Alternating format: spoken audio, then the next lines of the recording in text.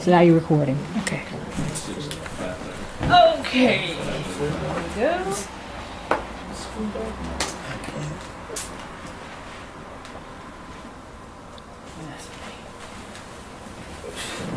Okay, so we're ready. I'll give a count. Can you count me down and just say 3, 2, 1? That was my first time. 3, 2. Wait a minute. Okay, I gotta do it right. 3, 2, 1. Okay. I want to actually thank you, ladies, for allowing me to come into your homes and to get your personal story, true story, a story that's going to impact many viewers that are looking on right now. So first of all, I want to thank you very, very much. And Denise, you were on my show some time ago. Thanks for coming on. Your story was so powerful that I had to get more. And we talked about coming together to get some more about what happened, and even including your family and friends. So thank you again for that. So I want to get started, okay? So tell me, how was your childhood? How was it growing up? Well, I can say for me, my childhood, a part of it was okay. You know, growing up being raised by my grandparents, because not knowing who, I knew of my mother but did not know my mother. So the first part of it was pretty good, all in up to the point I, moved in with her. Okay. So for the most part, I think I had a beautiful childhood coming up. That's awesome. This is your sister, right? Your sister? Yes, I'm the sister. Okay, what about your childhood? How was it? Like I said, my childhood coming up till the age of 5, when I really start noticing different things, where my mom wasn't home at the time. And similar to Denise, was okay because I still had someone there, which my grandmom at the time was there to help bring me up to a certain age. And like I said, thinking back, which coming up with my grandma moving out of the picture, then it became we and my oldest sister, which is Denise, started to rear us up during that time. So up until that point, my childhood was fine, and then it started spiraling downhill from that point on. So when did you all know that something wasn't right? When did you know, this, I don't know everything about life yet because I'm so young, but I know that this isn't right. So when did that happen for you all? Well, I knew something was wrong when we went to North Dakota and came back. Okay. And when we come back from North Dakota, my mother, we was at the Union train station for a long time. And then when she did come in to pick us up, she came in and had this big old natural that was blonde, and she had these crazy looking people with her. I'm like, I asked my brother, I say, who is that? I say, who is that? I say, what happened to May hair? Because that's what we called her. We didn't call her mom or anything like that. I said, what happened to her hair? He said, you talk too much. Why don't you just be quiet? I said, no. I said, she look funny. Who is these people? So at that time, I knew something was wrong. And as Denise is saying, it was like when we went to North Dakota, it was like we left a mother back at home. But when we came back from the vacation, it was like, wow, we have a father now instead of a mother. So it was like, wow, what happened during that short period of time when we were gone? So that's... So how did she explain? What did she say? She didn't. She never explained. She just began. She never explained. She just began to just do things. Just start having these people spending the night in the house. I'm like, man, why we all got to be piled up in one bedroom by ourselves? And they would have these parties every weekend and all this booming and banging going on in the front room. I said, something is certainly not right. Right. So she was just totally, oh my God. It was just... So you ought to look at it, it wasn't fun. It was just like, okay, we were used to this way of life and now it's different. So it didn't seem fun at this point. Well, or was it still fun? Right, because...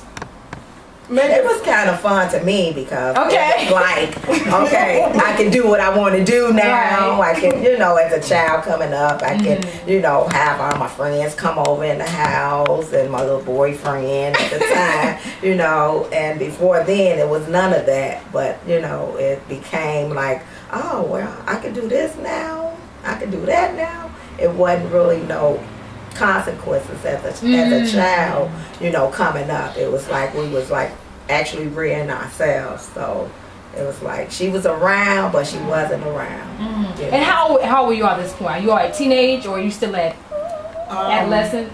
I think it had to be somewhere. I think I had to be somewhere about 11. But I think, you know, if we kind of like bag this up a little bit, I think if we kind of like bag this up a little bit is because when I first moved in with my mother, because when she moved in Rockwell Garden, I believe it was in 68, I think it was when she moved into Rockwell Garden. So at that time, we moved there and we had like one of the most beautiful apartments. We had everything. Everybody would come to our apartment. But as time went on, and with the Melick House having certain things for the housing people, that's when we went to North Dakota. That's when everything truly changed. Because at first she was pretty good. She cooked. She sent us to school, had us with nice hot meals. But lo and behold. And so I'll let you pick it up, since they're talking about, you know, everything around you. So how was it, you know, being a mother starting out? Well, being a mother starting out, it's like I can just really go back to my childhood and starting off as a child growing up. About the age of 3-4 years old, I was molested by my father. Wow.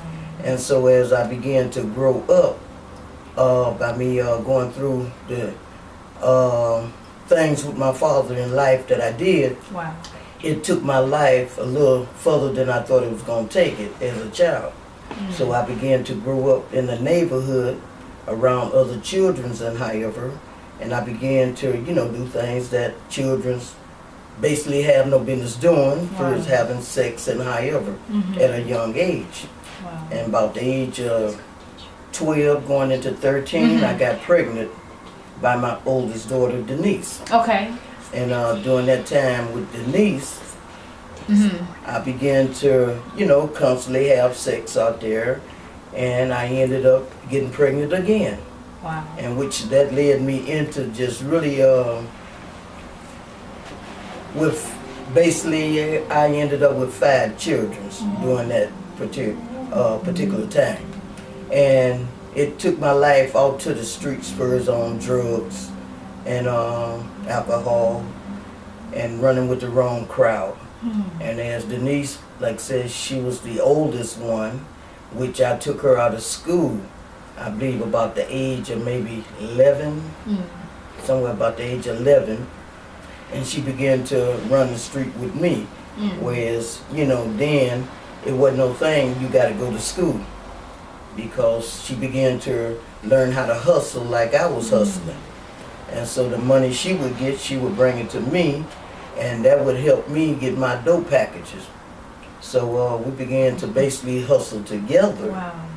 And I mean, as life went on and we began to mature more in life, up in age, even with my other children, whereas I had them out there running a little hustle, picking up drug money, picking up packages, and bringing it back home to, you know, like I said, when I started off, it was like, you know, you be in your right mind.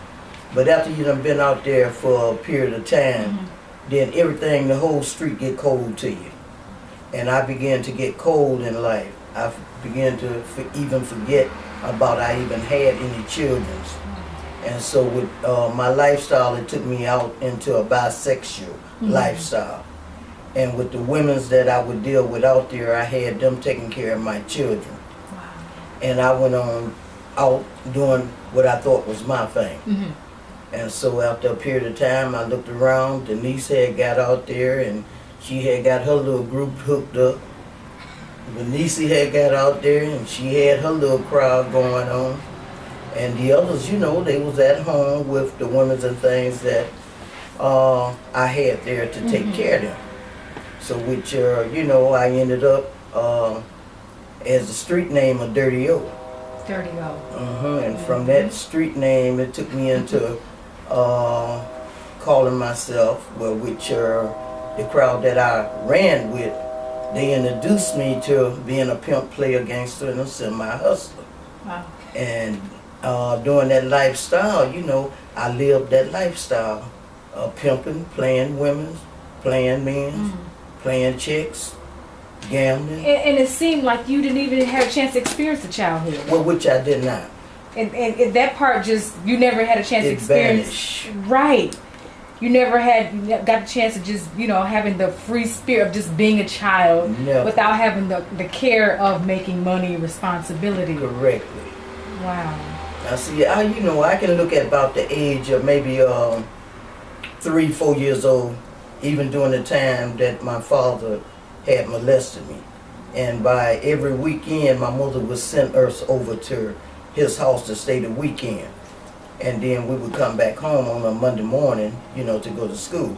Now, during that period of time, being at home with my mother, you know, it was like as a child, I stay around the kitchen, watch her cook, and however, and you know, I learned a lot of things as natural part of knowing how to cook and however. Yeah. But first, just really mother with, you know, and I was too young to even when I had Denise, I was too young to take care of her Right. because I was a baby myself. And then after her, I had another one, well, which I was still in that baby age, you know, didn't know how to take care of no babies. I couldn't even take care of myself. Right.